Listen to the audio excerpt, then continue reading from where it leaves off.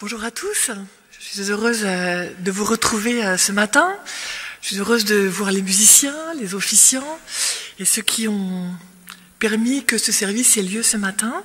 C'est vrai que nous sommes très peu nombreux, c'est très étrange pour moi de me retrouver dans une église quasiment vide, de prêcher à tous ces bancs qui sont d'habitude remplis. Mais voilà, notre église est fermée pour le deuxième samedi consécutif en raison de ce deuxième confinement. Mais nous voulons et nous pouvons garder le lien, malgré tout, même si c'est un lien imparfait, grâce à la magie d'Internet.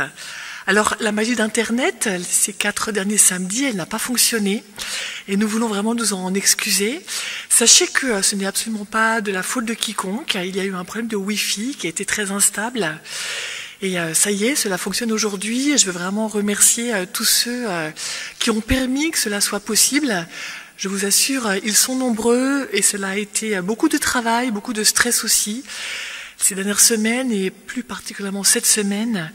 Alors merci à tous ceux qui ont fait que désormais, nous ne devrions plus rencontrer de difficultés et nous devrions avoir chaque samedi désormais, pendant le confinement, la possibilité de communiquer via Internet. Nous débutons aujourd'hui une semaine de prière dont le thème est le chemin du retour. Et le sujet proposé pour ce jour est la Bible, fondement du mode de vie chrétien. C'est le président de la conférence générale, Ted Wilson, qui a rédigé la communication, le message pour aujourd'hui.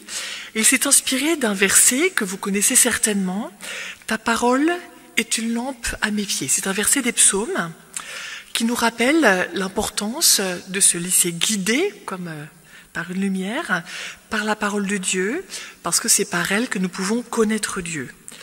Et Ted Wilson, dans le texte qu'il propose aujourd'hui, propose quelques pistes, quelques méthodes pour étudier la Bible. Et ce que je voudrais tout simplement faire avec vous ce matin, eh bien, c'est mettre en pratique ces méthodes en réfléchissant à un texte qui est très connu pour certains, peut-être moins par d'autres. En même temps, c'est un événement qui fait quasiment partie de notre monde culturel parce que des artistes s'en sont inspirés. C'est le texte, le récit de la tour de Babel. Alors permettez-moi de lire ce texte que je vous invite à prendre aussi chez vous, dans vos Bibles, sur vos téléphones, sur vos tablettes, sur vos ordinateurs.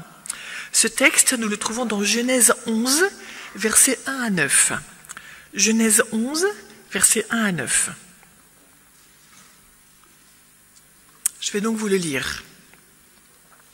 La terre entière se servait de la même langue et des mêmes mots.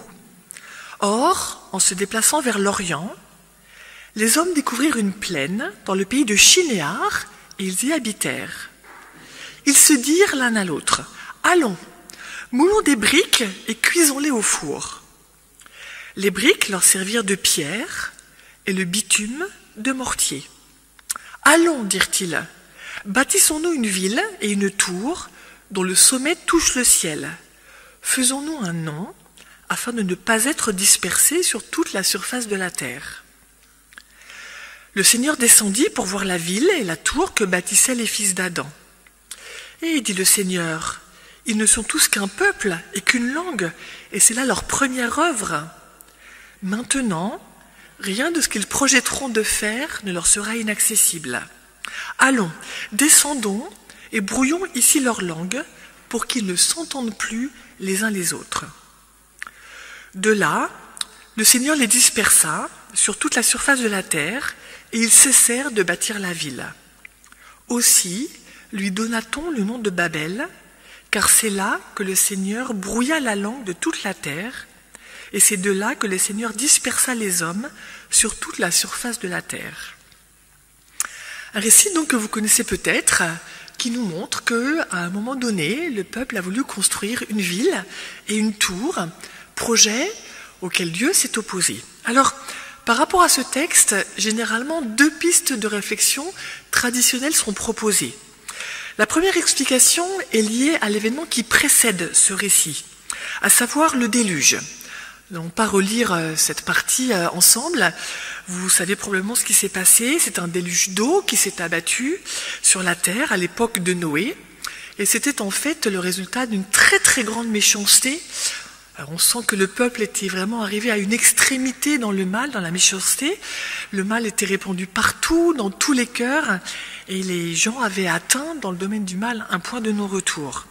Et donc Dieu est intervenu, il a envoyé un déluge sur la terre, et Noé, qui lui était resté fidèle avec sa famille, a construit une arche, a persévéré malgré les moqueries, et à la fin est rentré dans l'arche, et a donc pu être sauvé. Et Noé, après cela, a été appelé à rebâtir finalement un nouveau monde dans le cadre d'une alliance proposée par Dieu, avec une promesse, la promesse selon laquelle il ne devait plus y avoir de catastrophe universelle, plus de déluge. Et vous savez certainement que Dieu a envoyé un signe très concret pour montrer que son alliance était forte et réelle, le signe de l'arc-en-ciel. Voilà le contexte, c'est le récit qui précède la construction de la tour de Babel. Alors, dans ce contexte, certaines personnes considèrent que la construction de la tour témoignait peut-être d'un manque de confiance. Peut-être que la nouvelle génération avait peur de Dieu désormais. Voilà, ce déluge avait eu lieu et la nouvelle génération craignait qu'une nouvelle catastrophe ne survienne et préférait donc se protéger elle-même pour tout faire pour ne plus risquer la mort au cas où Dieu enverrait un nouveau déluge. Et donc, cette construction de cette tour relèverait donc de l'autoprotection. Alors je ne sais pas ce que vous pensez de cette théorie. Elle n'est pas du tout mentionnée dans le texte, en tout cas pas explicitement, d'une part, et à mon sens, les gens de l'époque devaient très bien savoir qu'une tour ne suffirait certainement pas à les protéger d'un nouveau déluge. Un déluge qui avait détruit toute la terre ne pourrait pas épargner une tour construite par des hommes, aussi haute soit-elle. Et donc, je pense que d'autres facteurs sont certainement rentrés en ligne de compte. Ceci dit, on peut, me semble-t-il, tirer un premier enseignement de cette interprétation. Si on la prend en compte, si on considère que c'est en effet un élément d'explication, si on se rappelle que Dieu est intervenu à la fin, alors on peut penser que Dieu ne souhaite certainement pas que nous ayons peur de lui. Si des hommes ont construit cette tour en raison d'un sentiment de crainte, Dieu est intervenu pour leur faire comprendre qu'il ne veut pas que nous ayons peur de lui, mais il souhaite que notre relation avec lui soit avant tout basée sur la confiance, sur un sentiment de sérénité. Et il me semble que ces deux caractéristiques devraient caractériser notre relation avec lui. Un premier enseignement de ce texte de la tour de Babel. Une deuxième explication plus courante, plus commune, tient compte du fait que le peuple a voulu bâtir une tour dont le sommet touche le ciel. C'est le verset 4 qui le mentionne. Donc vous imaginez bien ce qui s'est passé, cette tour qui a commencé à monter, à s'élever comme ça. Et donc l'idée présentée ici serait que les hommes, d'une certaine façon, ont voulu monter à l'assaut du ciel. En d'autres mots, l'homme a voulu être l'égal de Dieu, a voulu se révolter contre Dieu. Et c'est vrai en effet que l'idée de rébellion, de protestation, de révolte se retrouve à la fois dans le contexte et dans le texte. Dans le contexte, parce que vous savez peut-être qui a créé Babel. On a cet élément dans le chapitre qui précède, au chapitre 10. Le fondateur de Babel, c'est Nemrod. Et Nemrod, c'est un nom qui signifie rebelle, insurgé. Ce n'est donc certainement pas anodin, parce que nous allons le voir dans quelques minutes. Le concept du nom dans l'Ancien Testament, dans la pensée hébraïque, avait une importance toute particulière, mais je vais y revenir. Donc voilà, un premier élément qui laisse penser que cela pouvait être une rébellion, c'est le personnage de Nemrod, le fondateur de Babel, probablement l'initiateur de ce projet, dont le nom signifie rebelle et insurgé. D'autre part, deuxième élément, la structure du texte indique clairement deux mouvements opposés. Vous avez bien compris que l'homme, ici dans ce texte, s'élève en construisant la tour, mouvement vers le haut, et lorsqu'il est au plus haut, en tout cas au moment où il est au plus haut parce que Dieu intervient, eh bien Dieu descend voir la tour et la ville. Littéralement, en fait, le texte en hébreu dit que Dieu se courbe, il se penche. L'homme pense donc pouvoir rivaliser avec Dieu parce qu'il veut que le sommet de la tour touche le ciel. En d'autres termes, on peut imaginer que l'homme se prend pour Dieu d'une certaine façon. Et donc, ce récit est très souvent considéré comme un jugement négatif de la part de Dieu pour punir les hommes de leur arrogance, de leur orgueil, de leur prétention à l'atteindre. Et si on considère que cette interprétation est valable, alors Dieu apparaît comme inaccessible, parce qu'il ne veut pas que les hommes montent vers lui, et jaloux de ses prérogatives. Il ne veut pas être égalé. Alors, que penser de cette explication ? Dieu intervient, c'est certain. Mais pourquoi le fait-il ? Je pense que la question mérite d'être posée. Est-ce qu'il veut déjouer un plan de révolte contre sa personne ? Est-ce qu'il veut éviter que le ciel ne soit pris d'assaut ? Est-ce que Dieu avait peur ? Est-ce que Dieu se sentait menacé ? Il me semble que la réponse à ces questions est assez simple. Elle est négative. Dieu ne se sentait pas menacé. Dieu est Dieu.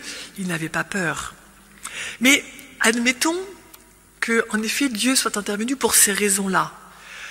Dans ce cas-là, pourquoi ne serait-il pas intervenu comme il avait fait précédemment, d'une manière beaucoup plus forte, comme pour le déluge ou bien plus tard avec Sodome et Gomorrhe ? Cela mérite réflexion. Mais quoi qu'il en soit, il me semble qu'on peut tirer un deuxième enseignement de cette interprétation. Dieu ici intervient, c'est une certitude. Et cela nous montre que Dieu n'est pas un Dieu indifférent. Dieu n'est pas un Dieu lointain. Dieu s'intéresse à nous.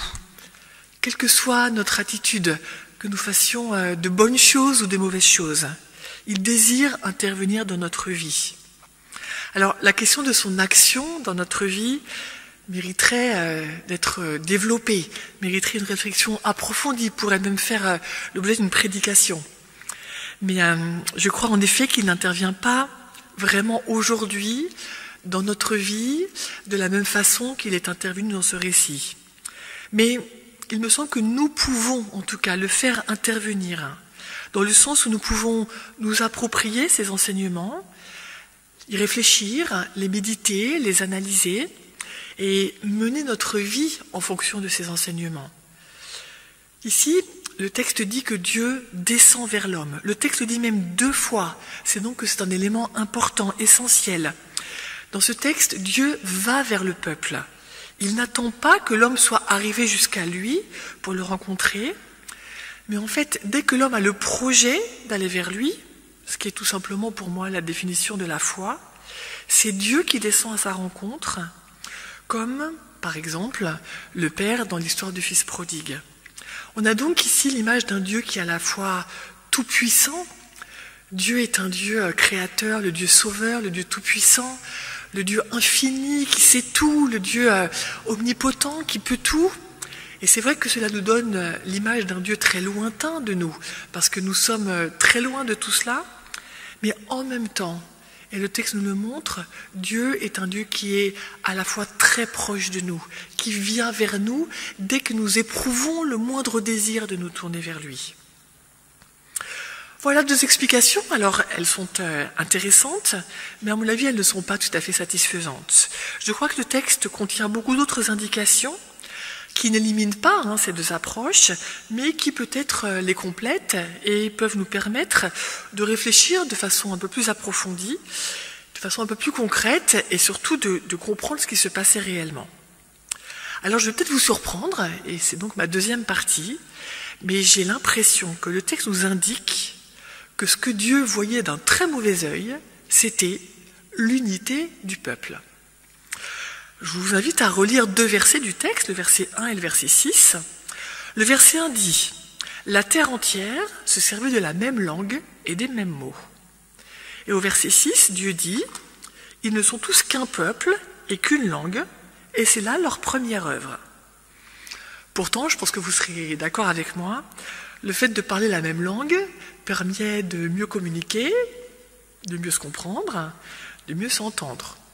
Même si, je fais un petit clin d'œil à l'actualité, il me semble que certains événements qui se passent dans un pays assez lointain de nous, mais que nous suivons attentivement, je crois, ces jours-ci, en tout cas pour ma part, nous montre que le fait de parler la même langue ne permet pas toujours de dialoguer et de communiquer. Je parle bien sûr, vous l'aurez compris, de ce qui se passe aux États-Unis, un pays très divisé actuellement, et pourtant au sein d'un peuple qui parle la même langue. Je ferme la parenthèse. En tout cas, c'est vrai que le peuple ici, manifestement, veut trouver l'unité, et habituellement, la collaboration, le partenariat, l'unité nous apparaissent comme des bonnes choses. Et c'est même ce que demande Jésus, et de façon très très claire. Je vais vous lire un passage de Jean 17, les versets 20 à 23, et vous allez voir qu'on retrouve un petit peu les mêmes termes que dans ce récit de la tour de Babel. Je vous invite à prendre ce texte si vous voulez. C'est Jean 17, les versets 20 à 23. « Je ne prie pas seulement pour eux, je prie aussi pour ceux qui, grâce à leur parole, croiront en moi. Écoutez bien, que tous soient un, comme toi, Père, tu es en moi et que je suis en toi, qu'ils soient en nous eux aussi, afin que le monde croie que tu m'as envoyé. Et moi, je leur ai donné la gloire que tu m'as donnée, écoutez bien, pour qu'ils soient un, comme nous sommes un, moi en eux, comme toi en moi, pour qu'ils parviennent à l'unité parfaite et qu'ainsi le monde puisse connaître que c'est toi qui m'as envoyé. » Il est bien question ici d'unité parfaite. On n'est donc pas très loin, à première vue, de la situation de l'époque de la tour de Babel. C'est donc ici un récit assez étrange que nous avons dans la Genèse.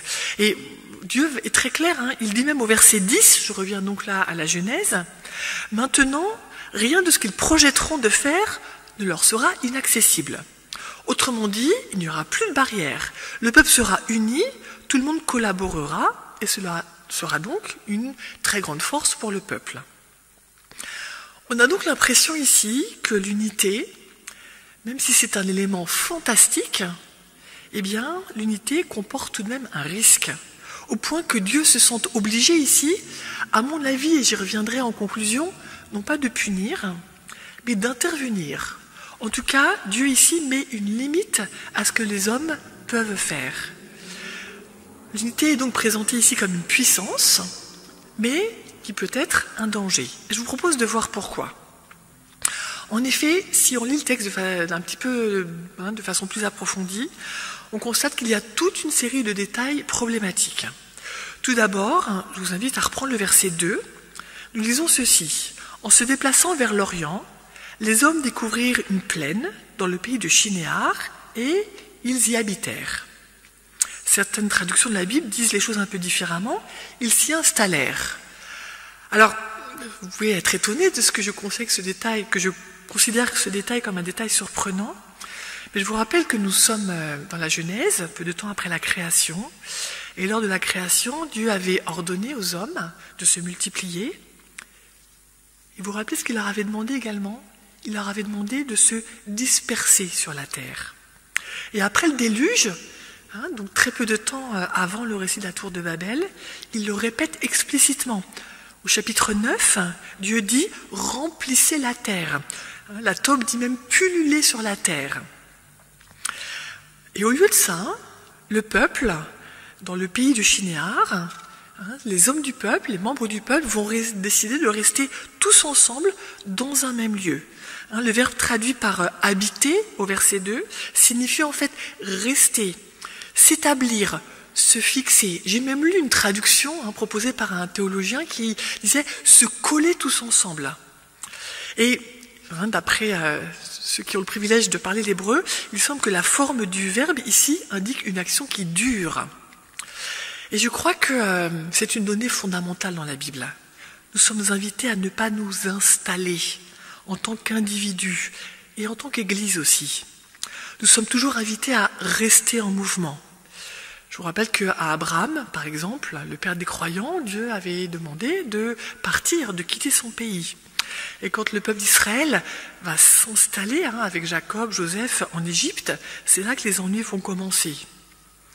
Alors, qu'est-ce que cela signifie pour nous en tant qu'individus, en tant qu'Église ? Que veut dire s'installer ou rester en mouvement ? Je pense que les temps ont changé.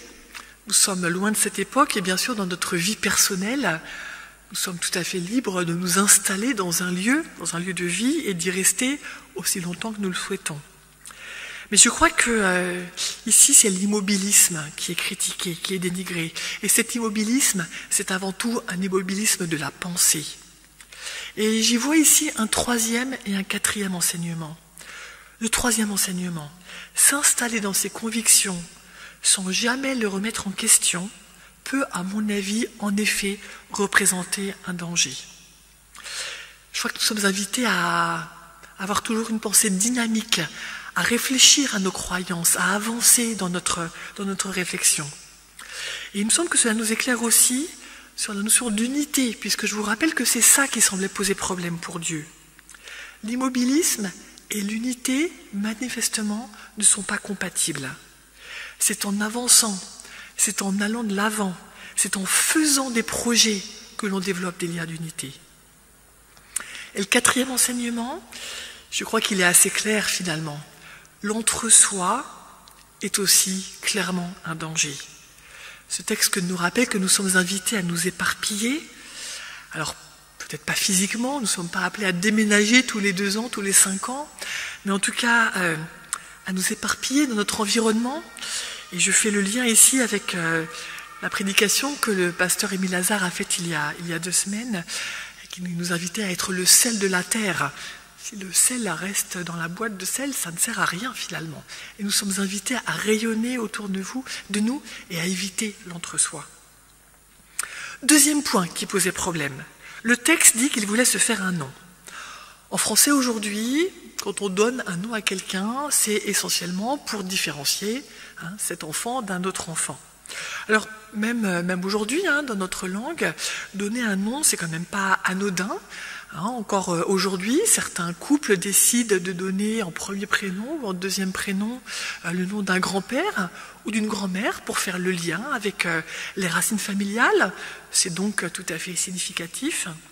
Et puis, petite parenthèse, vous savez peut-être que je suis enseignante et j'ai chaque année 200 élèves, alors je mets un petit peu de temps à retenir leurs prénoms, surtout cette année avec les masques, croyez-moi, ce n'est pas évident de les différencier, mais on y parvient quand même, et en général, au bout de 2-3 semaines, je parviens à retenir leurs prénoms, mais il y en a certains que j'ai un petit peu plus de mal à mémoriser, je ne pourrais pas dire pourquoi, et au bout de 3 semaines, quand je me trompe sur le prénom d'un élève, alors que manifestement je connais presque tous les autres, ou que j'oublie le prénom d'un élève, je peux vous dire que l'élève en question est un peu blessé, un peu heurté, comme quoi le nom, le prénom, ce n'est certainement pas anodin.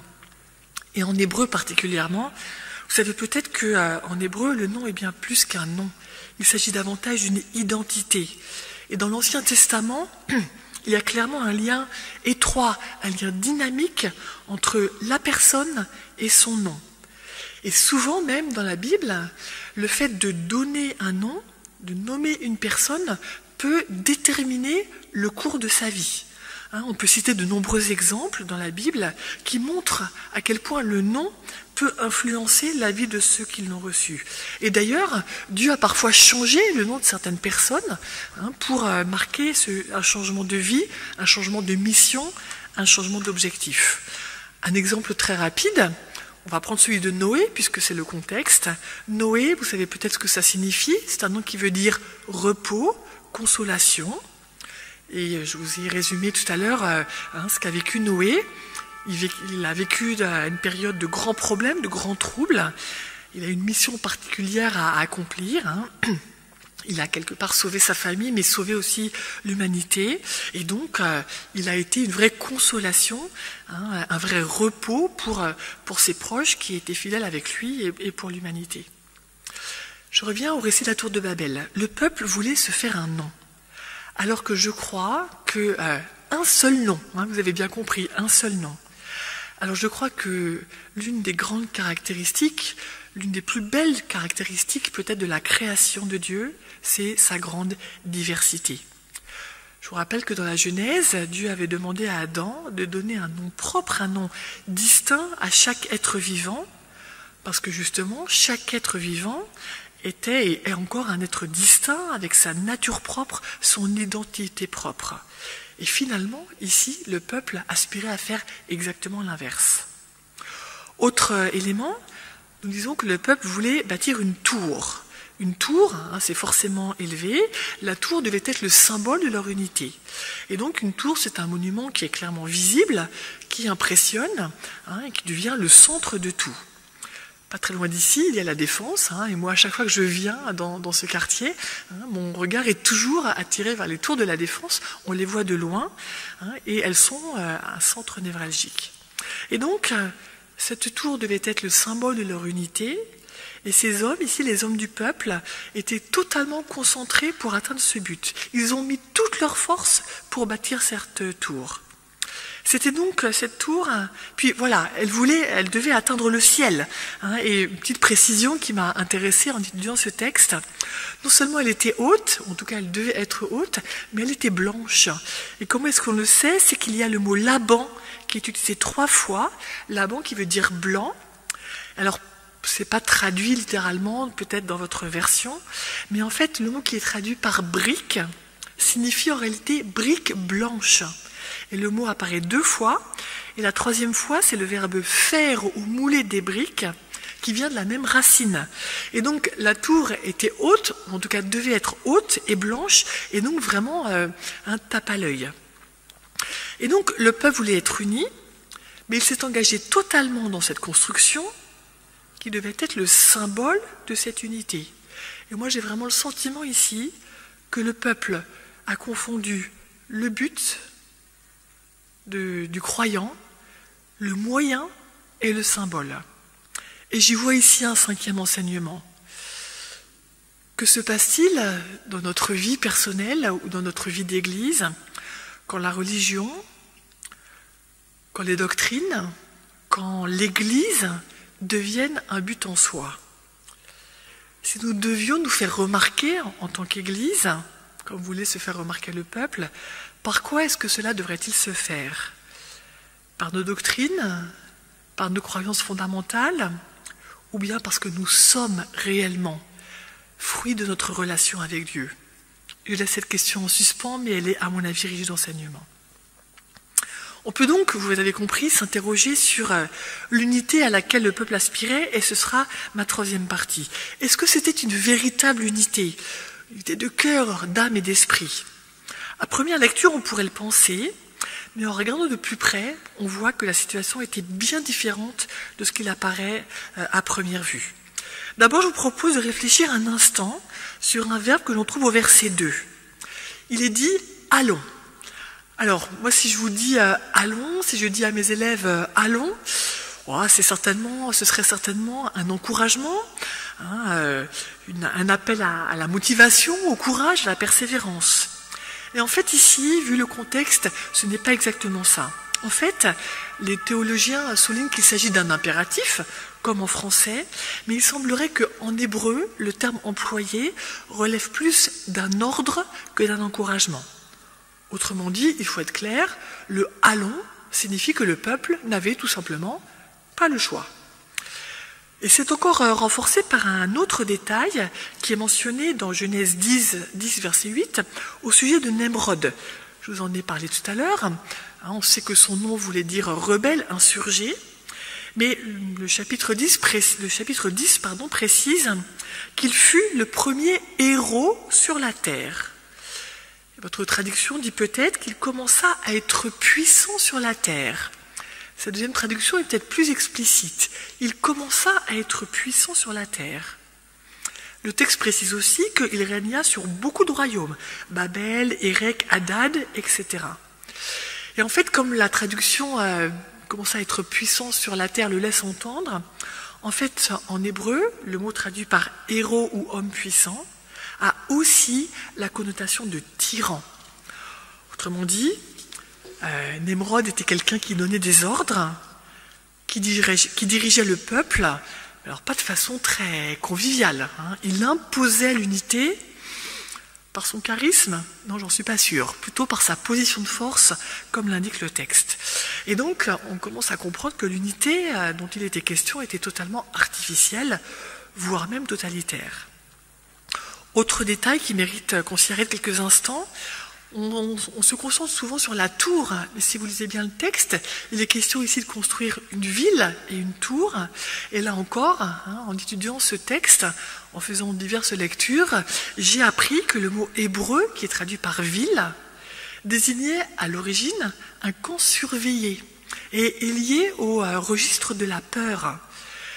Donc à ce moment-là, dans leur esprit, cette ville, c'était un endroit pour se protéger de ses peurs. Et cela me permet de faire le lien quand même avec la première explication que je vous avais donnée. Mais un lieu aussi où les gens pouvaient être surveillés pour qu'il n'y ait pas de risque de dispersion. Et un dernier élément, le verset de Genèse 11 contient une répétition qui n'est pas anodine. Les gens du peuple parlaient, vous avez fait attention, pas seulement la même langue, mais les mêmes mots. Alors, cela va très loin, me semble-t-il. Parler la même langue, cela peut être assez pratique, mais parler les mêmes mots, c'est vraiment un seul discours, un unique discours.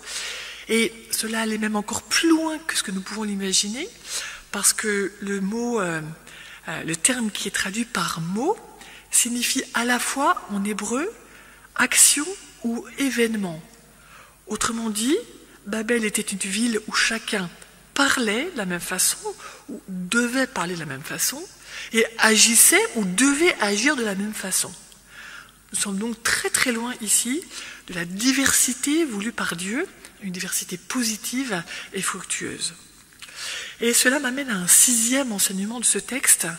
On ressent donc très fort que cette unité, qui vous l'avez compris n'en était pas une, peut aller très loin, jusqu'à étouffer, voire gommer toute nuance, effacer toute différence et même la personnalité de chacun. Et un jour, j'ai été frappée lors d'une rencontre organisée par l'association Bible à Neuilly. C'était une réunion qui faisait intervenir des représentants de diverses religions. Il y avait le rabbin de Neuilly qui était présent. Il a cité un proverbe que je ne pourrais pas vous citer mot à mot, mais que j'ai mémorisé parce qu'il m'a frappé. Il y a un proverbe en hébreu qui dit ceci: la diversité est la seule garantie de la vérité et du bien. Et c'est vrai, je crois que la diversité oblige les gens à dialoguer, à chercher, à réfléchir, à communiquer, à s'adapter. Et si tout cela ne se produit pas, il me semble vraiment que c'est la vérité qui en pâtit, et c'est de la vérité dont on s'éloigne. J'ai vraiment l'impression que c'est la diversité qui nous permet d'avancer et de ne pas rester immobile, comme on le disait au début de ce temps de réflexion. Alors tous les groupes recherchent l'unité, c'est bien normal. Plus un groupe est organisé, plus un groupe est institutionnalisé, comme notre Église, plus la recherche d'unité devient un souci majeur et plus on a peur de la division. L'histoire de notre Église, même récente, le montre. Alors, il me semble qu'un certain nombre de questions se posent. Des questions auxquelles nous sommes invités à réfléchir, auxquelles je ne vais pas apporter une seule réponse, justement parce que chacun est libre aussi d'apporter sa propre réponse et de manifester sa diversité. Quelles sont les caractéristiques d'une unité saine, d'une unité bonne? Quelle est la différence entre division et diversité? À quelle sorte d'unité une Église devrait-elle aspirer? Peut-on penser, parler, agir différemment les uns des autres? Ou bien est-ce que c'est un signe d'affaiblissement? Est-ce qu'en effet, la vérité ne peut être maintenue que grâce à la diversité? D'un autre côté, y a-t-il malgré tout des limites à l'unité et à la diversité? Je vous laisse réfléchir à ces questions. En tout cas, et ce sera ma dernière partie, en reprenant tous ces éléments, on remarque qu'il y avait manifestement assez de raisons pour que Dieu intervienne. Mais comme je vous le disais au début, je ne crois vraiment pas que Dieu soit intervenu pour porter un jugement négatif, comme on pourrait le croire en faisant une lecture rapide de ce texte. Je crois au contraire que Dieu est intervenu pour protéger l'individu, pour protéger la diversité, pour protéger la vérité, le droit, la liberté. Quel était finalement le véritable danger? Si le projet avait abouti, il y aurait eu un seul peuple, une seule voix, une seule façon d'agir. et pas vraiment d'unité, bien au contraire. Finalement, je crois que le danger de la pensée unique, c'est que toute pensée humaine est limitée et imparfaite. Et si nous ne discutons pas des idées, nous risquons de croire que nos idées à nous sont les meilleures, sont parfaites, et d'une certaine façon, nous risquons de prendre la place de Dieu. Conclusion de ce texte, finalement, ce que les hommes voulaient à tout prix éviter, l'éparpillement, est arrivé malgré tout. Au lieu de réfléchir, de discuter, les hommes se sont engagés dans un projet inutile, destructeur, et ils ont voulu atteindre un but qui était totalement dérisoire. Alors Dieu est descendu, il a confondu leur langue. Le texte dit, il a mélangé leur langue. Mais le mot mélanger est un mot qui est souvent employé pour la pâtisserie, par exemple. Et quand vous mélangez les ingrédients pour faire un gâteau, ce n'est pas négatif, au contraire, vous le faites pour produire quelque chose de beau et de bon. C'est comme mélanger de l'huile à la farine ou du levain à la pâte. C'est ajouter un élément extérieur qui va tout changer positivement et non pas tout brouiller sans que personne ne s'y retrouve. Je crois vraiment que ce n'était pas le but de Dieu. Et à partir de ce moment-là, les gens ont été obligés de fournir des efforts pour se comprendre, pour se retrouver, pour se rencontrer, pour s'entendre. Et je crois que fournir des efforts pour aller vers l'autre, pour rencontrer l'autre, aussi différent soit-il de nous, pour le comprendre, eh bien, il me semble que c'est le seul moyen d'arriver à la véritable unité. Dieu a de nouveau instauré la diversité, parce que la vérité ne peut être garantie que lorsque les idées de chacun sont confrontées, lorsque les gens peuvent dialoguer sans avoir peur d'être blessés, d'être critiqués, d'être stigmatisés. Et pour terminer, je voudrais vous proposer 2 textes bibliques qui nous aident à mieux comprendre l'unité dont il est question. Le premier, c'est un très beau texte que l'on trouve dans Ésaïe, chapitre 2, les versets 2 et 3. Je vous lis ces 2 versets. Ésaïe 2, versets 2 et 3. Il arrivera dans l'avenir que la montagne de la maison du Seigneur sera établie au sommet des montagnes et dominera sur les collines. Toutes les nations y afflueront. Des peuples nombreux se mettront en marche et diront « Venez, montons à la montagne du Seigneur ». Ce texte parle d'une seule montagne, d'une seule Jérusalem, d'une seule maison du Seigneur, mais de plusieurs peuples, de plusieurs nations qui se dirigent vers ce même lieu pour y demeurer ensemble. Et un deuxième texte également, que je ne lirai pas, mais que je vais juste évoquer, c'est dans sa lettre aux Corinthiens, chapitre 12, sa première lettre aux Corinthiens, chapitre 12, Paul prend l'exemple d'un corps humain. Et il insiste sur le fait que le corps humain est constitué de plusieurs membres avec des fonctions très diverses et que chaque membre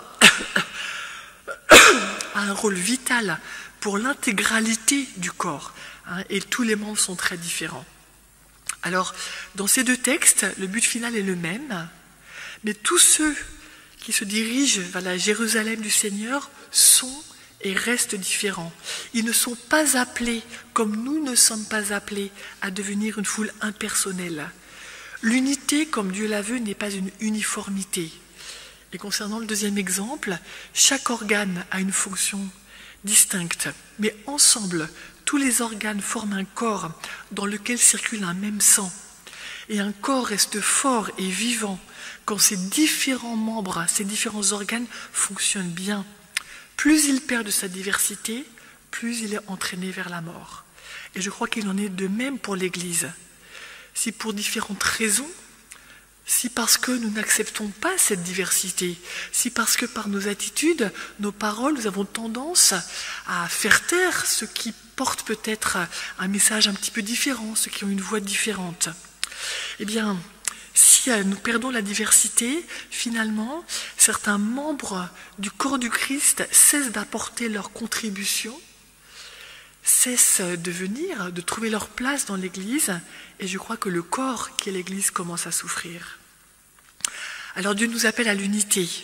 L'unité qu'il souhaite n'est pas une uniformité, mais c'est une diversité qui implique le dialogue, la tolérance, le respect de la voix de l'autre, l'acceptation de la différence de l'autre, des échanges fructueux.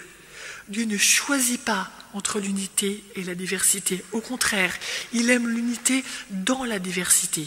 Il aime la diversité réconciliée. Alors je vous invite, Dieu nous invite à accepter les différences des uns et des autres, à même peut-être rechercher le dialogue avec ceux qui ne nous ressemblent pas, afin que nous puissions réellement, et peut-être plus particulièrement dans cette période où l'Église est dispersée physiquement, que nous puissions rechercher cette diversité fructueuse et réconciliée pour réellement former le corps du Christ, un corps qui rayonne à la fois dans notre environnement personnel et là où Dieu nous a placés. Que Dieu nous aide à vivre pleinement cette unité dans la diversité. Amen.